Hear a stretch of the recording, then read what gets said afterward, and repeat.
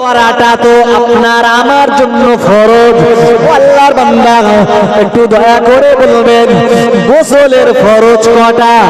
এখনো প্রচুর যুবক রয়েছেন আর যুবতী রয়েছেন যারা শরীর না পাক হয়ে গেলে আল্লাহর বান্দা গোসলে নেমে পড়েন, মাথায় শ্যাম্পু করেন, গায়ে দাবি সাবান লাগান, কিন্তু না না না, কি করলে পরে নিজের দেহটা পাক হয়ে যাবে এটা তাদের জানা নেই গো।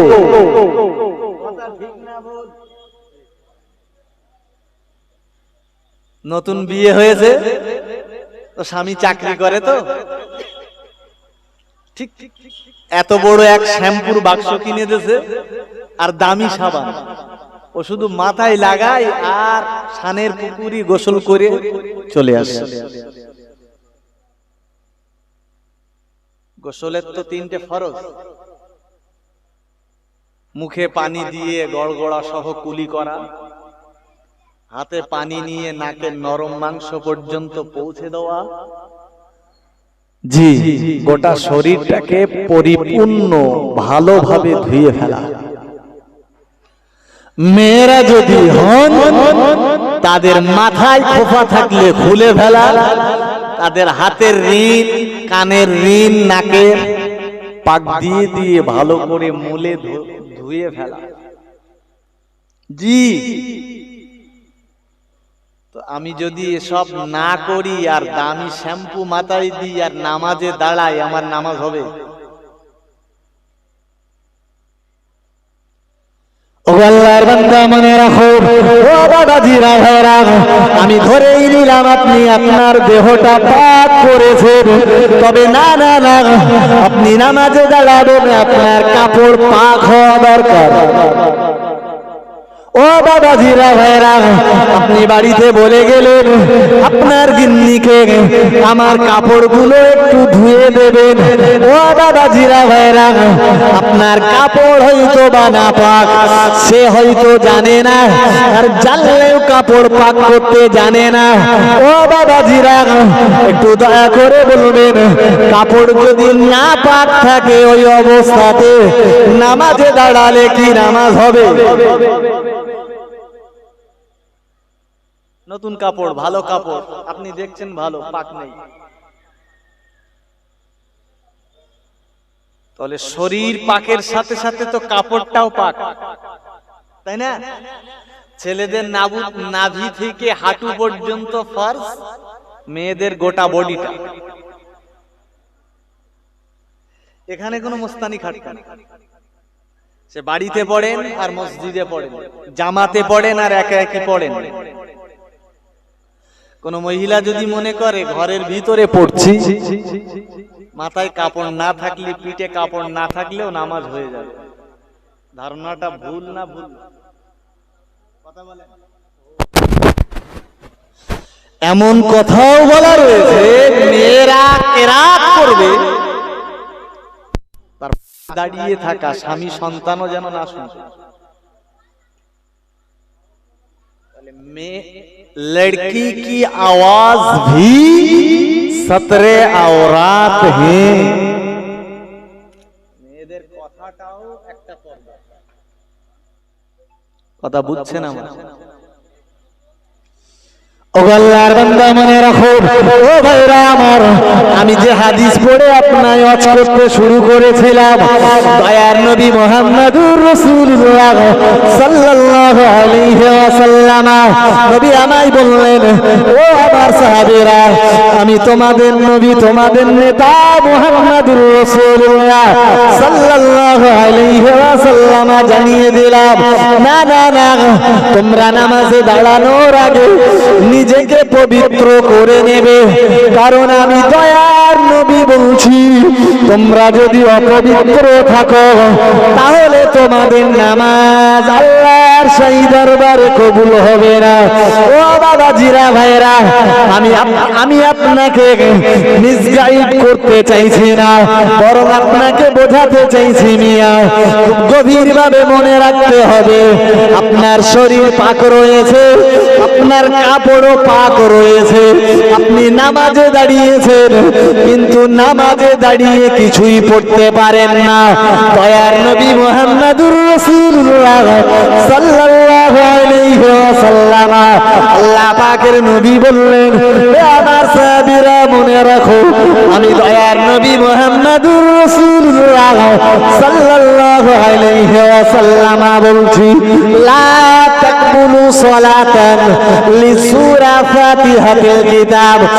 দয়ার নবী মুহাম্মদুর রাসূলুল্লাহ হুজুর আমার বললেন, শুধু পবিত্রতা অর্জন করে নামাজে দাঁড়ালেই নামাজ হবে না, বরং নামাজে দাঁড়িয়ে আপনাকে সূরা পড়তে হবে।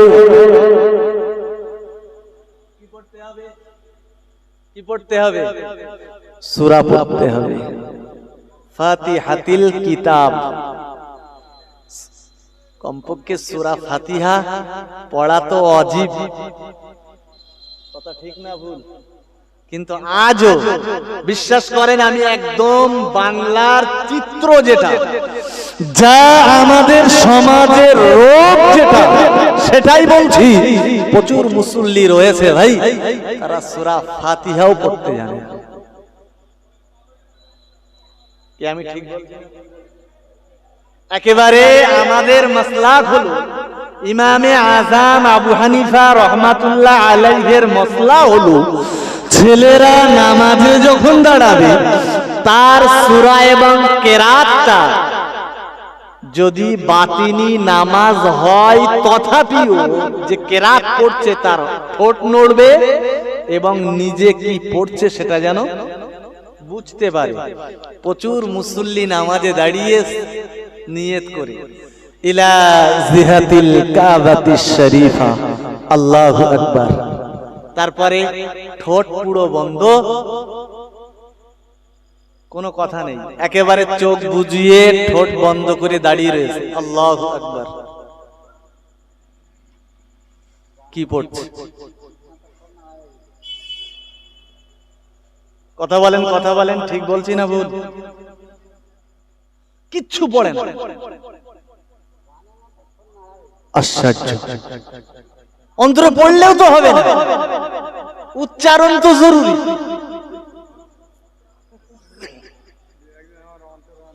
ভুল বুঝবেন না, এজন্যই তো আমি আপনাকে চাইলে অনেক উদাহরণ দিতে পারি।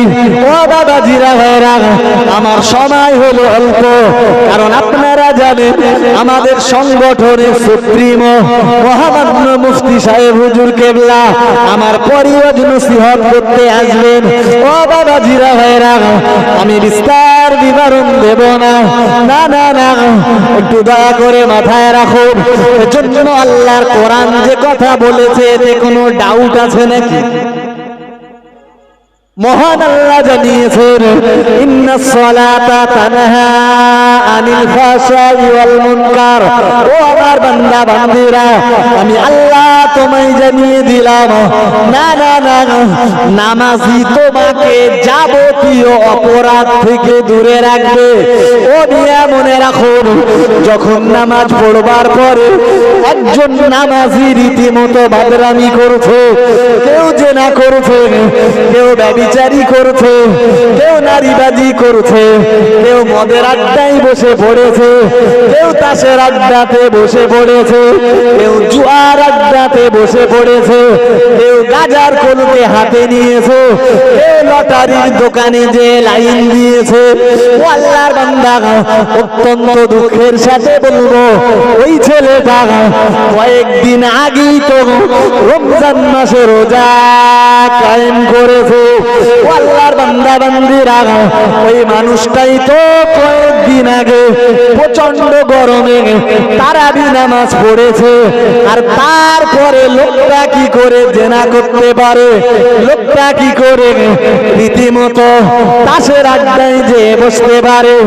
ও বাবা জিরা ভাইরা, লোকটা লটারির দোকানে কি করে লাইন দিতে পারে?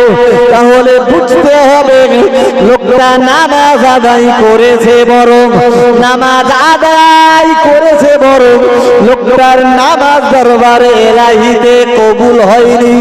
ও বাবা জিরা ভাইরা, এজন্যই তো আমাকে অবশ্যই নবীর হাদিসটাকে ফলো করতে হবে। কথা শুনছেন আমার? নবীর হাদিস ফলো করতে হবে। নবী কি বললেন?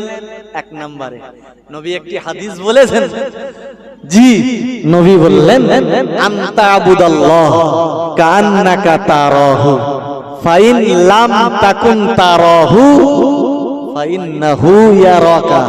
নবী বললেন, তুমি যখন নামাজে দাঁড়াবে তুমি মনে মনে ভেবে নাও তোমার আল্লাহকে তুমি দেখছো। সুবহানাল্লাহ। কাকে দেখছেন? কাকে দেখছেন আপনি? আল্লাহকে। নামাজে দাঁড়িয়েছেন, তাহারিমা বাদা ফরজ, তাহারিমা বেঁধেছেন, জি আল্লাহু আকবার। তার মানে কি? তাহারিমা, জি হাররামা ইউহাররিমু তাহরিম, তাহারিমা তার মানে কি? সব কিছুকে হারাম করে দিলাম। এবার আমার কানেকশন আমার রবের সাথে। সুবহানাল্লাহ। কার সাথে? কার সাথে? আল্লাহর সাথে। আমি দুনিয়াবি যাবতীয় চিন্তা, যাবতীয় ভাবনা এবং দুনিয়ার যাবতীয় কাজকে আমি হারাম করে দিয়ে এবার আমি সম্পর্ক তৈরি করছি আমার প্রেমিকের সাথে। সুবহানাল্লাহ। কার সাথে? আমার প্রেমিকের সাথে, আমার আল্লাহর সাথে। এজন্য নবী বললেন তুমি যখন নামাজে দাঁড়াবে মনে মনে ভেবে নেবে তুমি তোমার আল্লাহকে দেখছো। যদি তুমি ভাবো যে আমি আল্লাহকে দেখতে পাচ্ছি না, আল্লাহকে দেখা তোমার পক্ষে সম্ভব হচ্ছে না, তাহলে তুমি ভেবে নাও কান্নাকা তারাহু, আল্লাহ তোমাকে দেখছে। সুবহানাল্লাহ। আর একটু মন খুলে বলুন সুবহানাল্লাহ। রাসূল কত সিস্টেম সুন্দরভাবে উম্মতকে বলেছেন যে তুমি যখন নামাজে দাঁড়াবে ভেবে নেবে তুমি তোমার আল্লাহকে দেখছো, আর যদি আল্লাহকে না দেখতে পাও তাহলে ভেবে নেবে আল্লাহ তো তোমাকে দেখছে।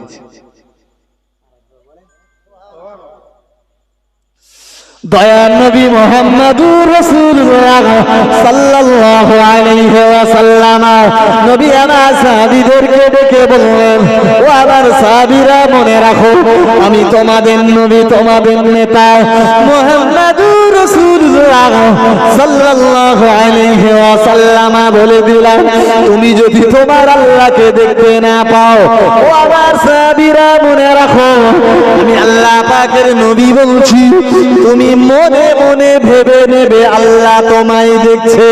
না না না, নামাজে দাঁড়িয়ে অন্য মনস্ক হবে না। তুমি নামাজে যখন দাঁড়াবে আল্লাহর ভয়ে দাঁড়িয়ে যাবে। ও বাবা জিরা ভাইরা, গভীর ভাবে মাথায় রাখো, আমার বক্তব্য উপলব্ধি করো।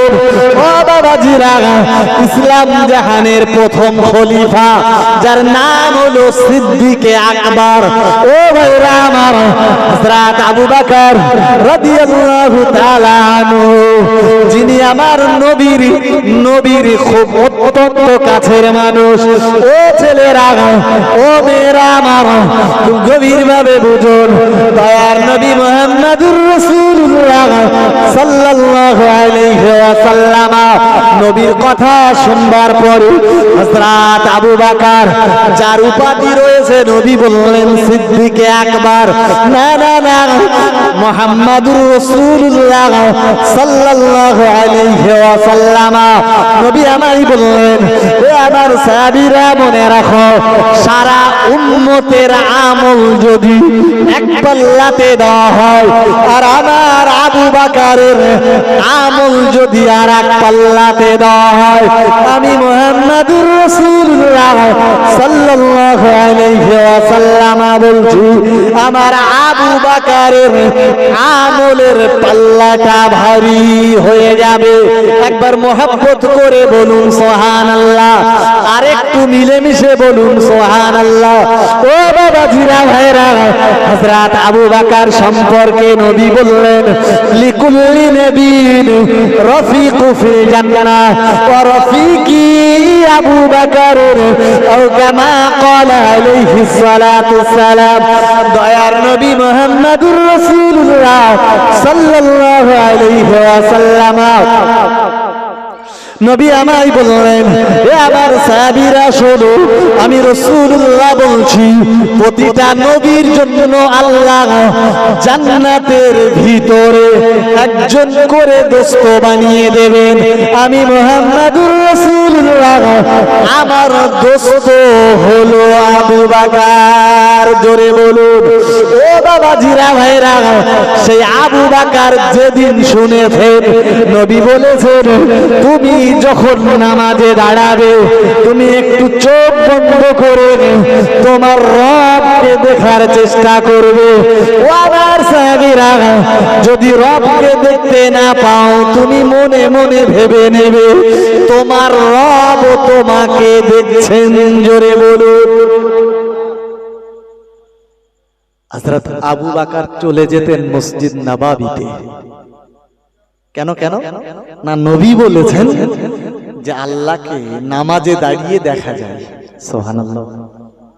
আমি বলিনি, রাসূল বলেছেন কি, আনতা আবুদাল্লাহ কান্নাকা তারাহু, তুমি নামাজে দাঁড়াবে তুমি তোমার রবকে দেখবে, আর রবকে যদি না দেখতে পাও, ফাইন লাম তাকুন তারাহু ফাইন্নাহু ইয়ারাকা। সুবহানাল্লাহ। তাহলে তো তোমার রব তোমাকে দেখছে। আচ্ছা, আপনার কি বিশ্বাস আছে যে আমরা যখন ইবাদতে দাঁড়াই আল্লাহ আমাদেরকে দেখতে পান না? কোরআন শরীফে আল্লাহ নিজেই বলেছেন, পৃথিবীর কোন চোখ আমাকে না দেখতে পেলেও আমি আল্লাহ সবাইকে দেখতে পাই। সুবহানাল্লাহ।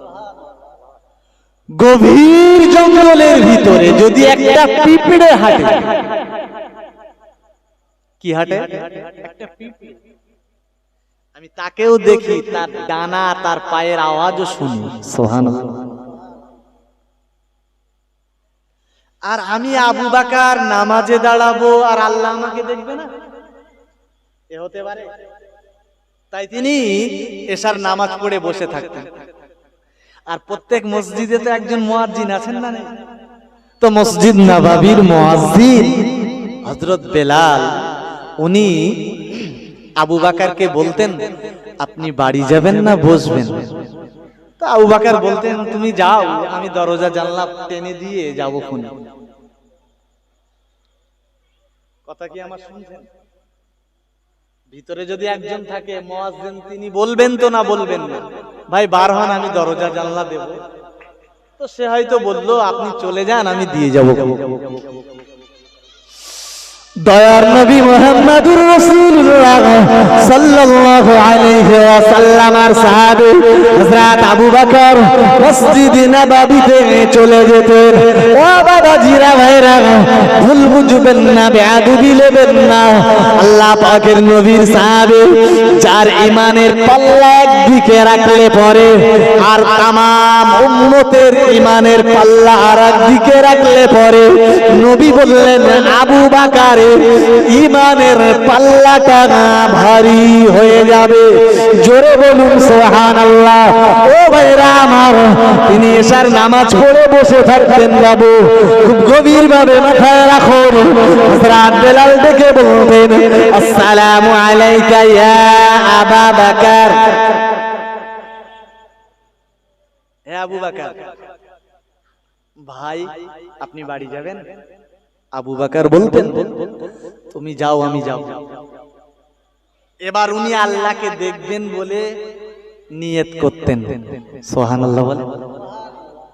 এশার নামাজ হয়ে গেছে মানে সাধারণত স্বতন্ত্র মসজিদে আর খুব একটা লোক থাকে না। এবার তো মসজিদ একেবারে জনশূন্য, তাই না? রাত যত গভীর হয়ে যায়, কথা বলেন, মসজিদ তত ফাঁকা হয়ে যায়, খালি হয়ে যায়। হযরত আবু বকর দাঁড়িয়ে যেতেন। কে দাঁড়িয়ে যেতেন? হযরত আবু বকর। দয়ার নবী মুহাম্মদুর রাসূলুল্লাহ সরওয়ারে কায়নাত হাবিবুল্লাহ জানিয়েছেন, ও আমার সাহাবীরা মনে রাখো, আমার আবু বকর মসজিদ নববীতে চলে যেতেন, নামাজে দাঁড়িয়ে পড়তেন। না না না না না, কেউ মসজিদ নববীতে থাকতেন না বাবা, ও আল্লাহর বান্দা। এবার আবু বকর দাঁড়িয়ে যেতেন, নামাজে দাঁড়িয়ে নিয়ত করে দিতেন, সূরা ফাতিহা পড়া শুরু করে দিতেন। ও আল্লাহর বান্দা, নামাজে দাঁড়িয়ে আবু বকর রোনাসারি করতেন। ও বাবা জিরা ভাইরা, খুব গভীর ভাবে মাথায় রাখতে হবে, হযরত আবু বকর নামাজে দাঁড়িয়ে রোনাসারি করতেন। ও রব্বুল আলামিন, আল্লাহ আমি তো তোমায় দেখতে পেলাম না, আল্লাহ তুমি আমার নামাজকে কবুল করে নাও। আমি আবু বকর কাল কিয়ামতে মাঠে ময়দানে মাশারে হাসরের মাঠে লক্ষ কোটি মানুষের মাঝে আমাকে যদি দাঁড় করিয়ে দাও, ও রব্বুল আলামিন, আল্লাহ আমি আবু বকর, আমায় যদি ডেকে বলো, ও আবু বকর দাঁড়িয়ে যাও, আমি আল্লাহ তোমার নামাজ কবুল করিনি। ও রব্বুল আলামিন, আমি বড় বেউজ্জতি হয়ে যাব। না না না, আমি আবু বকর, গোটা মক্কা মদিনার মানুষ ঘুমিয়ে পড়েছে। ও রব্বুল আলামিন, আল্লাহ আমি আবু বকর মদিনার মসজিদ নববী শরীফে দাঁড়িয়ে নামাজ পড়ছি। ও আমার আল্লাহ, তুমি আমার নামাজটাকে কবুল করে নাও। জোরে বলুন, আর একটু মহব্বত করে বলুন। কে বলছেন? আবু বকর। আচ্ছা, তার কি এরকম করার দরকার ছিল? জান্নাতের ভিসা সর্বপ্রথম পেয়েছেন, ইসমুহু, তার নাম আবু বকর। সুবহানাল্লাহ বলেন। তিনি আশরায়ে মুবাশশারার প্রথম সাহাবী, যে 10 জন সাহাবীকে পৃথিবী থেকে জান্নাতের উপাধি এবং জান্নাতের টিকিট বিলি করা হয়েছে। তার ভিতরে একেবারে লিস্টের প্রথমে নাম কার? আবু বকর। মসজিদ নববীতে চলে যেতেন, একদিনের জন্য না, ডেলি চলে যেতেন, নামাজে দাঁড়িয়ে কাঁদতেন। আমরা তো নামাজে দাঁড়াই, আমাদের চোখ দিয়ে পানি আসে না, আমরা নামাজে দাঁড়িয়ে আরো হাসাহাসি করি। বিশ্বাস করেন, যদিও আপনাদের এখানে হয়তো হয় না, আমার কাছে মাঝে মাঝে ছেলেরা বলে যে আপনি তো থাকেন সামনে, আমরা থাকি পিছনে। এ ওর চিমটি কাটে, ও এর চিমটি কাটে, এ ওর জামা ধরি টানে, ও এর জামা ধরি টানে। শুধু বাচ্চারা না, অনেক বুড়োরাও করে। বাচ্চা কাদের বলবেন আপনি? বেদিলি 4টি সন্তানের বাপ হয়ে যাবে, সেও ছেলেপিলের সাথে আড্ডা দিচ্ছে। তার মানে কি? হৃদয়ে কোনো আল্লাহর ভয় নেই। তার বোঝা উচিত ছিল, হাযা মসজিদ, এটা হলো মসজিদ, এখানে সিজদা দিতে হয়, এখানে বাদরামি করতে নেই। এখানে বাদরামি করতে নেই, এখানে আমরা যা করছি সব আল্লাহ দেখছেন।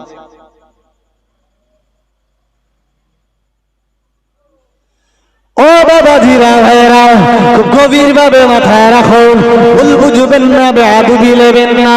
দয়ার নবী মুহাম্মদুর রাসূলুল্লাহ সাল্লাল্লাহু আলাইহি ওয়াসাল্লাম আর সাহাবী হযরত আবু বকর রাদিয়াল্লাহু তাআলা আনহু তিনি রোজাদারি করতেন।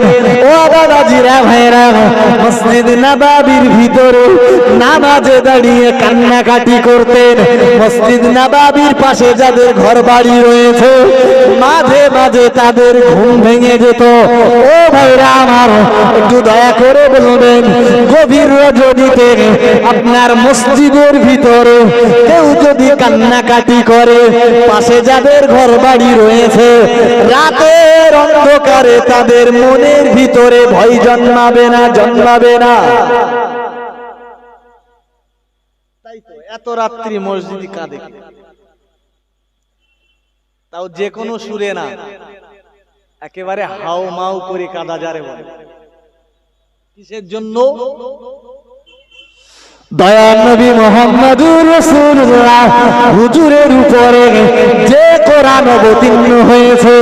ও বাবাজিরা ভাইরা খুব গভীর ভাবে মাথায় রাখুন, আল্লাহর ওই কোরআনের ভিতরে শুধু গল্প নই গো বাবা, কিসসা কাহিনীতে ভরা নাই গো, বরং কোথাও আল্লাহ জান্নাতের সুসংবাদ দিয়েছেন, আবার কোথাও জাহান্নামের